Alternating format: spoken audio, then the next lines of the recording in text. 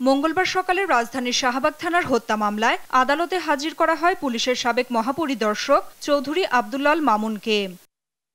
চানখারপুলে ইসমামুল হক নামে এক কিশোরকে গুলি করে হত্যা মামলায় শুনানি শেষে ঢাকা মেট্রোপলিটন ম্যাজিস্ট্রেট মোহাম্মদ সাইফুজ্জামানের আদালত তার 4 দিনের রিমান্ড মঞ্জুর করেন।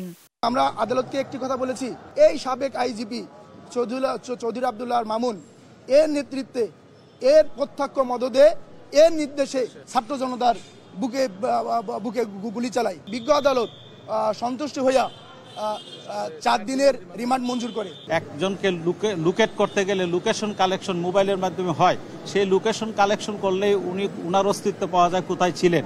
সেই প্রসঙ্গে আমরা বলেছি যে তাকে নিয়ে আবার রিমান্ডে নিয়ে জিজ্ঞাসাবাদ করার কোনো যৌক্তিকতা নাই। এদিকে রাজধানীর তেজগাঁও থানায় শিক্ষার্থী তৌহিদুল ইসলাম হত্যা এবং শেরেবাংলা নগর থানায় শাহাবুদ্দিন হত্যা মামলায় গ্রেফতার দেখানো হয় সালমান এফ রহমান, আনিসুল হক, সাবেক এমপি শাহজাহান খান ও সাদেক খানকে।